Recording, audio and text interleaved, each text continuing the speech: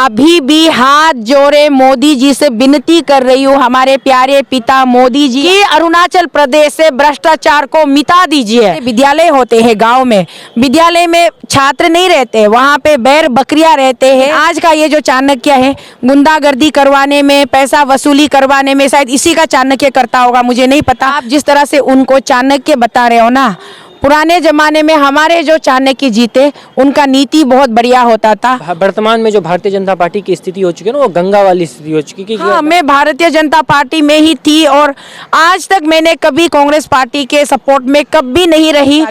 तो ये कान में कनपट्टी डाल करके, आंख में पट्टी बांध करके गांधारी की तरह, उसके बाद में कान में जू तक नहीं रेंग रहा है, मुंह से तो कोई शब्द ही नहीं निकल रहा है, इन्होंने मौन धारण करके रखा हुआ है।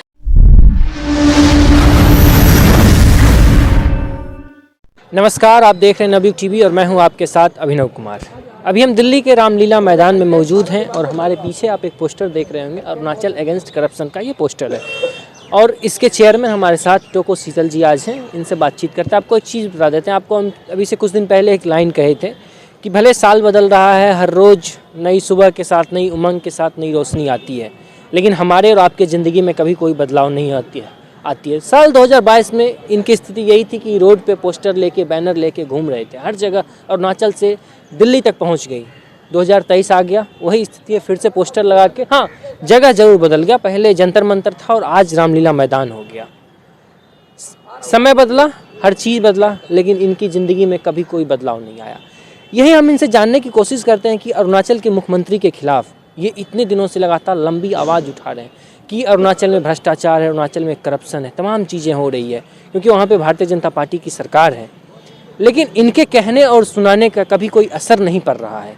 पता नहीं, या ये नहीं कह पा रही हैं, या इनका सरकार समझ नहीं पा रहा है, या सरकार फेल हो रहा है, या ये फेल हो रही, दोनों में से किसी एक की गलती होगी। और मुझे ऐसा लगता है, जहाँ तक, क्योंकि भारतीय जनता पार्टी की सरकार होती है, जब भी भारतीय जनता पार्टी से कभी कोई सवाल किया जाता है भ्रष्टाचार को लेके, तमाम तरीके के मुद्दे पर जो सवाल किया जाता है, तो सीधे वो कुछ नहीं कह के दरकिनार कर देते हैं उस मुद्दे को, कहते हैं हम देख लेंगे। पता नहीं वो कब देखेंगे, खुदा जाने। हम आपसे जानने की कोशिश कर रहे हैं, मैम, आप इतने दिन से लगातार दिल्ली में बैठे हुए हैं, कुछ बदलाव लग रहा है आपको? कुछ नहीं, अब तो हम खुद ही बहुत ज़्यादा चिड़चिड़ा हो गए हैं, फ्रस्ट्रेटेड हो गए हम, क्योंकि हमने बीजेपी को वोट दिया था और सत्ता में हम ही लेकर आए थे, हम ही वो लोग हैं जिन्होंने इनको सत्ता में बिठाया। और हम जब अपना पीड़ा लेकर, दर्द लेकर इनके दरवाजे पर पहुंचते हैं, गुहार लगाते, तो ये कान में कनपट्टी डाल करके, आंख में पट्टी बांध करके गांधारी की तरह, उसके बाद में कान में जू तक नहीं रेंग रहा है, मुंह से तो कोई शब्द ही नहीं निकल रहा है, इन्होंने मौन धारण करके रखा हुआ है। सब कुछ बेअसर हो रहा है। हम चाहे जितना भी रो ले, जितना भी सच बात बता दे, लेकिन उनको कोई असर ही नहीं हो रहा है। अब तो हम खुद ही बहुत ज़्यादा फ्रस्ट्रेटेड हो चुके हैं कि पूरा साल, आधा साल तो निकल गया, 6 महीना, 6ठा महीना चल रहा है और अभी नया साल भी आ गया। और करते करते ज़्यादा से ज़्यादा क्या किया, जंतर मंतर में हम शांतिपूर्ण तरीके से धरना प्रदर्शन कर रहे थे, तो वहाँ से भी हमें मतलब एक प्रकार से यूँ बोले कि उठवा दिया, जैसे ही वहाँ जगह नहीं दे रहे, तो वहाँ परमिशन नहीं दे रहे, तो मजबूरन आज जाकर के हमें यहाँ रामलीला मैदान में परमिशन मिला है, तो हम यहाँ आए हैं। अभी दोस्तों के माध्यम से पता चला कि रामलीला मैदान का तो बहुत ही बड़ा इतिहास होता है, तो इसीलिए मैं भी अभी यहाँ पे ये सोच रही हूँ लगे हाथों कि शायद तीसरा इतिहास आज अरुणाचल के नाम से लेकर के भारत का तीसरा इतिहास अभी आरंभ होने जा रहा है। आज सुबह ये राजघाट गई थी, बापू की श्रद्धा, बाबू की वहाँ पे माल्यार्पण किया होगा, फूल चढ़ाया होगा। लेकिन आपको एक बता दें, मैं आपके बारे में कहीं पढ़ रहा था, वहाँ पे लिखा हुआ था कि टोको शीतल जी अभी से कुछ दिन पहले भारतीय जनता पार्टी में थी, क्या ये सच है? हाँ, मैं भारतीय जनता पार्टी में ही थी और आज तक मैंने कभी कांग्रेस पार्टी के सपोर्ट में कभी नहीं रही। बचपन से लेके आज तक मैंने अपनी लाइफ में कम से कम, मैं अभी 40+ हो गई हूँ, 44-45 की हूँ, तो जितनी बार वोट डाले मैंने हमेशा कांग्रेस के अगेंस्ट में ही डाला है। कभी मेरा कांग्रेस के तरफ कभी भी मेरा रुझान नहीं रहा है। तो ऐसा क्या हो गया जो आप, जब शुरू से आप भारतीय जनता पार्टी के साथ थी, फिर आज आप भारतीय जनता पार्टी से एक बैग अपना पलड़ा मोड़ रही हैं? देखिए, भारतीय जनता पार्टी का जो आइडियोलॉजी था, जो उनका उसूल था, जो उनका जो एक मैनिफेस्टो था, जो एक विजन डॉक्यूमेंट था, वो बहुत सुनहरा, बहुत अच्छा लगता था मुझे, जब तक ये लोग पावर में नहीं थे। अब पावर में आने के बाद भी मोदी जी से मुझे कोई वो इतनी बड़ी मुझे कोई कॉम्प्लेन नहीं थी। चलो मोदी जी अच्छा कर रहे हैं मुझे लग रहा था, लेकिन जैसे ही पावर में सत्ता में आ गए, वही सारे गंदे लोग, वही सारे बदमाश, चोरू चक्का बदमाशों को जो कांग्रेस में थे पिछले 40 साल से, अरुणाचल में कांग्रेस के दामन में वो रह कर के सरकार चला रहे थे, उन्हीं लोगों को उठाकर आज भाजपा में डाल दिया। और अब जो है भाजपा जो है पूरा पुराने कांग्रेस चोर चक्कों का घर बन गया। और आज के डेट में अरुणाचल का जो कांग्रेस का ऑफिस है वो बिल्कुल खाली है, वहाँ एक भी गुंडा नहीं है, एक भी बदमाश नहीं है, सारे गुंडे, सारे बदमाश, सारे चोर भाजपा में आ गए। तो मैं अब इस कंडीशन में, मैं उस एनवायरनमेंट में कैसे रह सकती हूँ उनके साथ। इसीलिए मैं आज फिर भी मैं मोदी जी से रिक्वेस्ट कर रही थी, इतने महीने से, आधा साल से रिक्वेस्ट कर रही थी कि मोदी जी आप इन चोरों को साफ कीजिए, या तो इनको सुधारिए, एक लाइन पे लेके आइए। जब आपने इनको अपने घर में जगह दे है तो कम से कम आप अनुशासन में लेके आइए। वही मोदी जी नहीं सुन रहे, तो अब हम करें तो क्या करें। पता है, अभी वर्तमान में जो भारतीय जनता पार्टी की स्थिति हो चुकी है ना, वो गंगा वाली स्थिति हो चुकी है कि गंगा में कोई भी जाके डुबकी लगा ले वो पवित्र हो जाती है। भले भारतीय जनता पार्टी के तमाम गद्दावर नेता पूरे दिन भ्रष्टाचार को लेके, परिवारवाद को लेके तमाम तरीके के आरोप प्रत्यारोप खेलते रहते हैं, लेकिन जब खुद की बारी आती है तो किसी के मुंह से एक चू शब्द नहीं निकलता है।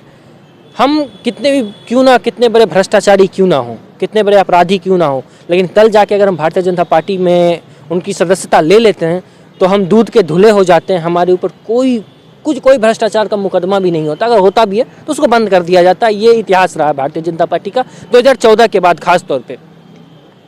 अब हम आपसे जानने की कोशिश कर रहे हैं कि भारतीय जनता पार्टी के गृह मंत्री अमित शाह हैं, जो हमेशा उनको राजनीति का चाणक्य कहा जाता है कि किसी भी प्रदेश में जब कोई चुनाव होता है तो वो अपने हिसाब से समीकरण बनाते हैं, और उनकी सूझबूझ समझ के हैं हर विपक्षी दल हों या भारतीय जनता पार्टी के तमाम नेता हों, हर कोई मानते हैं। और ये भी कहा जाता है कि प्रधानमंत्री मोदी भी अगर कोई नया कदम उठाते तो गृह मंत्री अमित शाह से पूछ के ही उठाते हैं।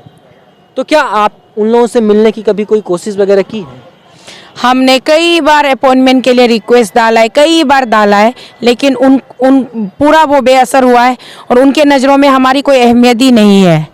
और आप जिस तरह से उनको चाणक्य बता रहे हो ना, पुराने ज़माने में हमारे जो चाणक्य जी थे उनका नीति बहुत बढ़िया होता था, और वो बहुत सही तरीके से उन्होंने चंद्रगुप्त को उन्होंने राजा बनाया था। लेकिन आज का ये जो चाणक्य है, गुंडागर्दी करवाने में, पैसा वसूली करवाने में, शायद इसी का चाणक्य करता होगा, मुझे नहीं पता।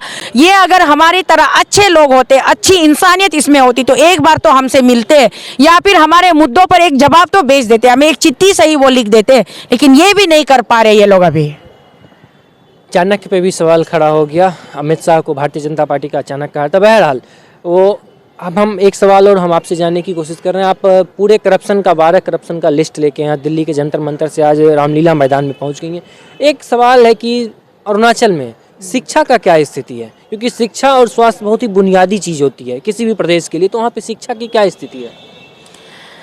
भाई साहब, आपको अगर कभी मौका मिले तो ज़रूर हमारे साथ अरुणाचल चलिएगा। जब हम यहाँ से वापस जाएंगे, आपको खुद देखकर ताज्जुब होगा, हैरानी होगी कि जो हमारे विद्यालय होते हैं गांव में, विद्यालय में छात्र नहीं रहते, वहाँ पे बैल बकरियाँ रहते हैं और गौ माता रहते हैं, जिनको गौ माता कहते हैं ना, हमारे वहाँ इंग्लिश में काव कहते हैं। सारे काव का वो घर, काव शेड बन के रहा है।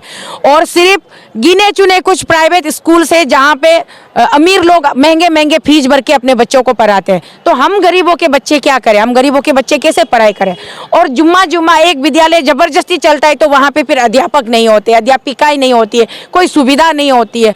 और एक सर्व शिक्षा अभियान एक मिशन है, सर्व शिक्षा अभियान के अंदर कुछ अध्यापक है, वो गांव में पढ़ाते हैं तो साल 8-8 महीना 9-9 महीना उनको तनख्वाह नहीं मिलती, तो इसके वजह से वो लोग भी पढ़ाना छोड़ देते हैं। ये आलम है हमारे राज्य के शिक्षा विभाग का।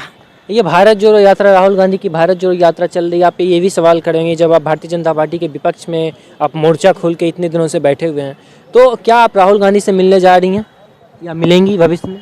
देखिए, अगर मेरे पास पर्याप्त समय होता और हमारे पास में पर्याप्त समय होता और हम जा पाते तो ये बहुत बड़ी बात होती, अच्छी बात होती। लेकिन खेद है कि हम यहाँ अपने ही समस्याओं में उलझे हुए हैं। तो अब हमारे पास तो कम से कम इस वक्त तो समय की बहुत कमी है, देखते हैं आगे क्या होता है। मैं आखिरी में बस आपसे जानने की कोशिश करता हूँ, प्रधानमंत्री मोदी और भारतीय जनता पार्टी के राष्ट्रीय अध्यक्ष जेपी नड्डा से क्या कहना चाहते हैं, क्योंकि उन्हीं के कहने पे कुछ हो सकता है। ये इतने तमाम सारे फाइल्स यहाँ लेके भले आप 6 महीने से बैठे हैं, क्योंकि किसी की नज़र अभी तक नहीं पड़ी, क्या कहना चाहते हैं उनसे? अभी भी हाथ जोड़े मोदी जी से विनती कर रही हूँ, हमारे प्यारे पिता मोदी जी, आप देश के पिताजी हैं, सारे देशवासी आपके बच्चे हैं, आपके कंधों पर सबकी जिम्मेदारी है। अभी भी हम आपसे हाथ जोड़कर विनती कर रहे हैं कि एक बार आप इन मुद्दों पर जरा गौर फरमाइए और हमारे राज्य को बचाइए।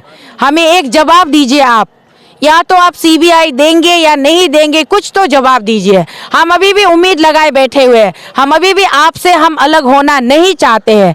आप मजबूरन हमें अगर अलग कर दोगे तो ये बहुत बड़ी दुख की बात होगी। उसके बाद में फिर हम पीछे कभी नहीं मुड़ पाएंगे और हम बहुत जल्दी आपसे हम मतलब विसर्जन होना नहीं चाहते हैं। बार बार यही हम कह रहे हैं, नरेंद्र मोदी जी और जेपी नड्डा जी, आप दोनों कहते हो जीरो टॉलरेंस करप्शन पे जीरो टॉलरेंस है। और देश में अगर देश का सबसे बड़ा दुश्मन आज का देश में कोई है तो वो है भ्रष्टाचार, करप्शन। और इसी दुश्मन को भगाने मिटाने के लिए आप लोग सक्षम हो बोलकर बार बार जब कभी भी मीडिया से मुखातिब होते हो आप लोग यही बातें बोलते हो। आप ही के लफ्ज़ों को सुनकर, आप ही के वाणी को सुनकर, आप ही के शब्दों के आधार पर हम हाथ जोड़कर झोली फैलाए विनती कर रहे हैं कि अरुणाचल प्रदेश से भ्रष्टाचार को मिटा दीजिए, भ्रष्टाचार को हटा दीजिए।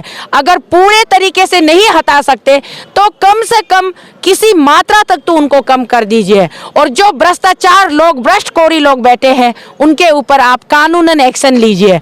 इसी विनती और इसी निवेदन के साथ हम अभी भी आपसे आखिरी तलब हम आपसे रिक्वेस्ट कर रहे हैं कि आप प्लीज़ हम पर थोड़ा ध्यान दीजिए।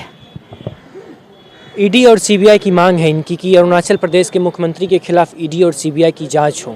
भले ही देश के तमाम विपक्षी नेता के खिलाफ ईडी और सीबीआई का जांच लगातार चलते रहता है, लेकिन भारतीय जनता पार्टी के एक मुख्यमंत्री के खिलाफ, एक मुख्यमंत्री जिस मुख्यमंत्री पे इतने भ्रष्टाचार और इतने तमाम तरीके के एलिगेशंस लग चुके हैं, लेकिन वो भारतीय जनता पार्टी अपने आप को विश्व की सबसे बड़ी पार्टी कहती है, वो भारतीय जनता पार्टी आज अपने ही एक मुख्यमंत्री का ईडी और सीबीआई जांच नहीं कर पा रही है। भले ये लोग इतने दिनों से दिल्ली के जंतर मंतर पर, अन्य जगहों पे इनका प्रदर्शन चल रहा है, लेकिन सरकार के कान पे कभी भी जू नहीं रेंगता है। ये किस और देश को किस और धकेलने की साजिश हो रही है, या ये कह सकते हैं देश में एक मोनोपोली चल रहा है कि हम जो कहें वही सही, आप कहें वो कुछ नहीं, मैं जो कर रहा हूँ वो कर रहा हूँ। ऐसे इस तरीके से देश नहीं चलता है। मैं आप सभी पे ये सवाल छोड़ के जा रहा हूँ कि इस देश में अन्य नेताओं के खिलाफ हमेशा ईडी सीबीआई की जांच होती है, तो भारतीय जनता पार्टी के अपने ही मुख्यमंत्री या अपने ही नेता के खिलाफ ईडी और सीबीआई का जांच क्यों नहीं होता है? यह सवाल आप पे छोड़ के जा रहे हैं। इस पे क्या सोचते हैं हमें कमेंट करके जरूर बताइएगा। तो फिलहाल के लिए इतना ही, बाकी की तमाम खबरों के लिए देखते रहिए नवयुग टीवी। धन्यवाद।